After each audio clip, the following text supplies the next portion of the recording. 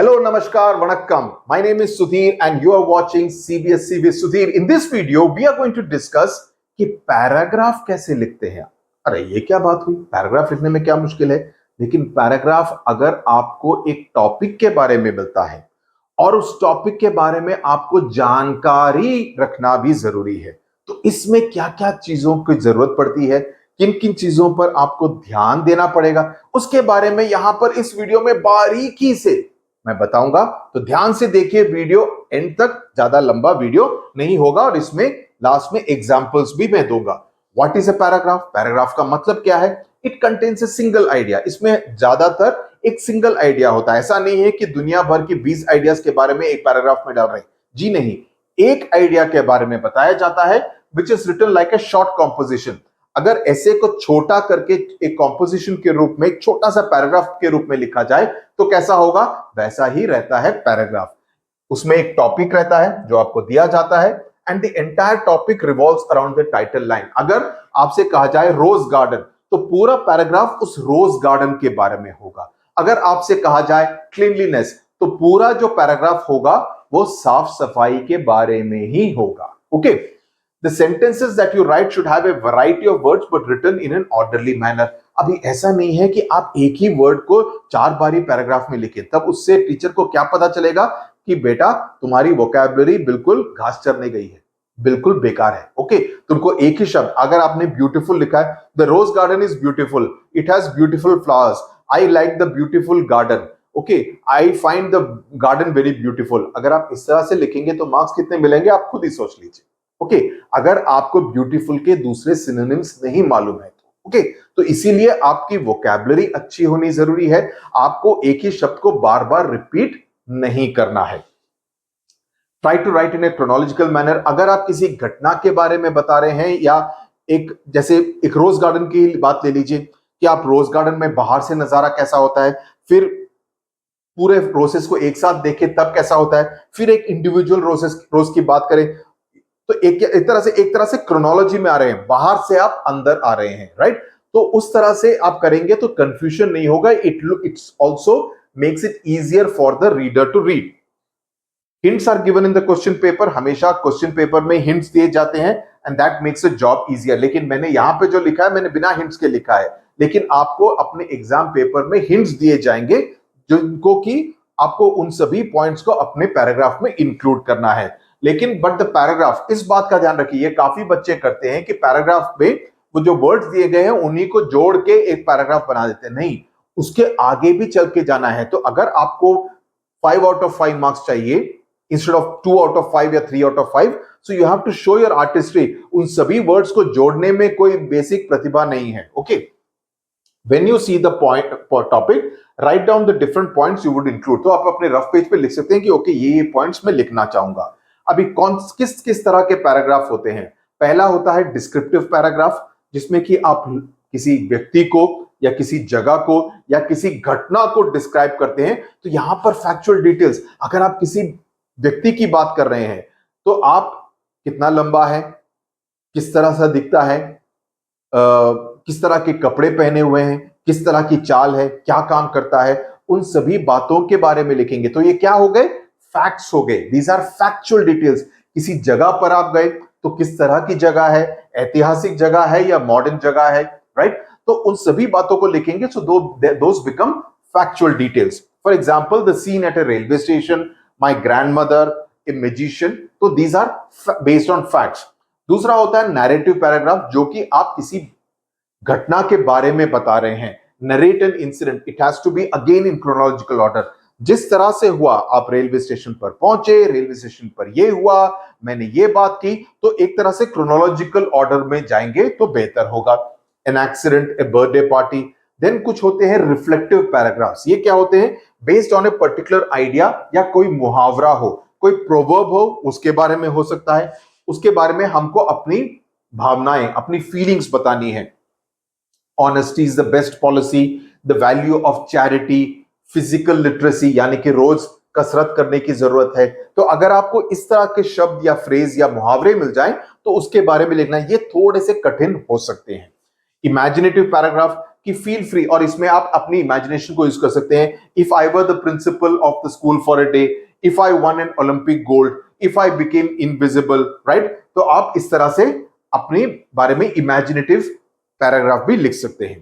तो यहां पर आपको जो पॉइंट्स आपको अपने दिमाग में रखने हैं वो क्या है कि सीधा टॉपिक में घुसो, इधर उधर की बातें मत करो, मौसम की जानकारी मत दो। Okay, introduce the topic in the first sentence itself. If it is a topic about let's say mobile phone, always include its advantages and disadvantages. You can also include examples.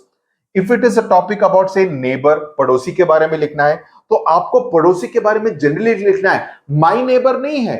आपका टॉपिक मेरा पड़ोसी नहीं है। मेरा पड़ोसी है तो लिखो कि भाटिया जी के बारे में लिखना है, लेकिन अगर पड़ोसी है तो पड़ोसी जनरल सेंस में लिखना है, माई नेबर के बारे में नहीं लिखना है।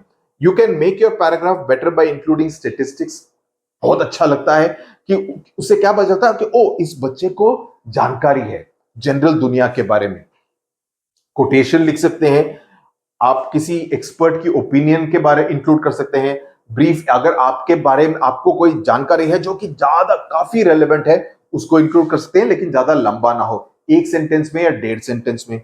कैसे इसको खत्म कैसे करेंगे, सारे पॉइंट्स को फिर से रिपीट मत करो, but try to restate in a more stylized manner, either using a quote or clever play of words. Okay, clever play of words, और नहीं है, ऑफ है। ओके, तो उस तरह से आप क्लोजिंग करेंगे। मैं आप एग्जांपल्स देंगे, आपको समझ में आ जाएगा।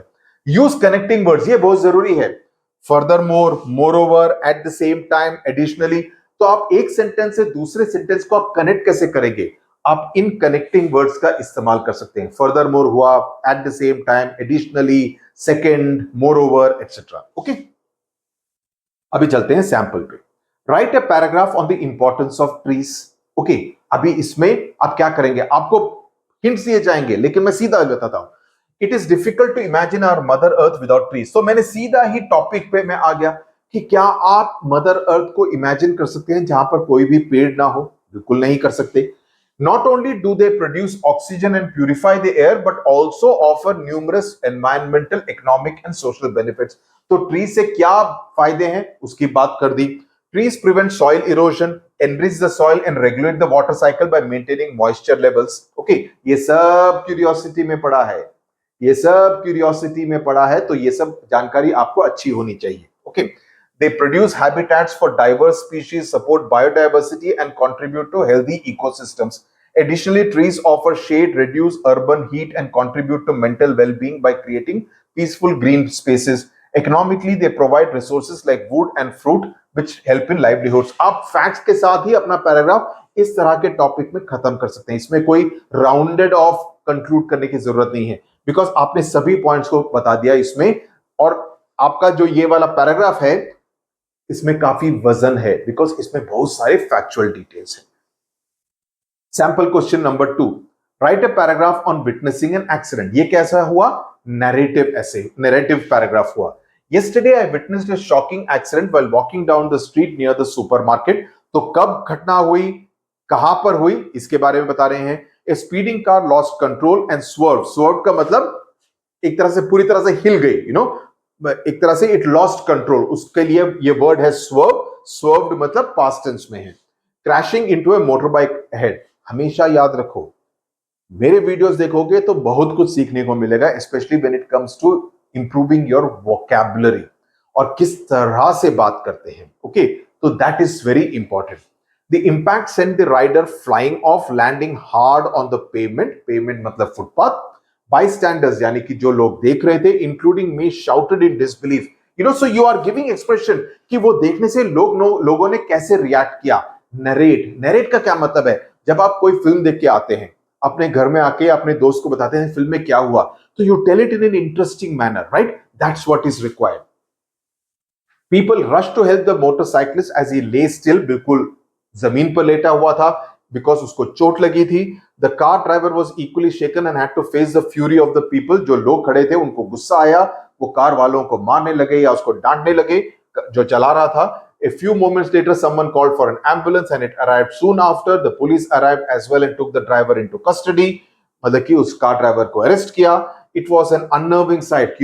Unnerving मतलब I was very troubled by जो मैंने देखा, and a reminder that life could change in an instant even when one is being very careful. Now this line is a nice concluding line. Now इस तरह के paragraph में आप एक concluding line दे सकते हैं कि जिंदगी में कुछ भी हो सकता है, आप केयरफुल रहे, तब भी आप इसमें बाइक वाले की गलती नहीं थी, लेकिन उसके बावजूद उसको चोट लगी, उस एक्सीडेंट का सामना करना पड़ा। तो जिंदगी में कुछ भी हो सकता है, तो आप इस तरह की एक लाइन से आप क्लोज कर सकते हैं। इसका स्क्रीनशॉट ले लीजिए, आप इसको नोट कर लीजिए। ओके, तीसरा सैंपल क्वेश्चन, ये इमेजिनेटिव पैराग्राफ है। Imagine that you travel to Antarctica for a day, write a paragraph. Geography में पढ़ा है एंटार्क्टिका के बारे में, ध्यान से पढ़ो। Visiting Antarctica for a day felt like stepping into another world. Okay, तो ये आपको इमेजिन करना है और ऐसे लिखना है कि आप गए थे। ओके, दैट यू ट्रैवल्ड भी हो सकता है कि आप गए थे, तो उसके बारे में लिखना है। The icy landscape stretched endlessly, you know, पूरा जो आइस की तरह था, दूर दूर तक वही दिख रहा था। Shimmering, you know, it was kind of shining under the rather feeble sunlight. Sunlight was not very strong, obviously South Pole के पास a pale version of the sun we experience in India. So you're constantly contrasting and comparing it with the sunlight that we experience here in India. Towering glaciers, you know, glaciers बड़े बड़े थे, and snow-covered mountains reflected the bluest skies I had ever seen. The biting cold, you know, wind cut through the silence, broken only by the occasional crack of ice or the distant calls of the cute penguins. जो penguins होते हैं, तो आपको imagine करना है, जो भी आपने डिस्कवरी चैनल, नेशनल जियोग्राफिक में देखा हो, तस्वीरें देखी हो, पढ़ा हो, उस सभी को अपने इमेजिनेशन के साथ उसको इस्तेमाल कीजिए और उसके मुताबिक आप लिखिए। आई watch so many of those playful creatures. आप यू है तो आपको आई लिखना जरूरी है यहां पर, इसीलिए I watch so many of this playful creatures waddle. वो डक्स को मूवमेंट को वैडल कहते हैं, पेंगुइन के मूवमेंट को भी वैडल करते हैं। The temperatures were several degrees in the negative, and even the several layers of warm clothing did little to keep me comfortably warm. That untouched beauty and the stillness was an awe-inspiring experience, very different from the world we live in. As I looked northwards from the southernmost tip of Mother Earth, the environment around me made it seem as if I was on a different planet. तो इस तरह से आप इस imaginative paragraph को खत्म कर सकते हैं। आई होप इस पर्टिकुलर वीडियो से आपको क्लैरिटी मिली that how you need to write a paragraph.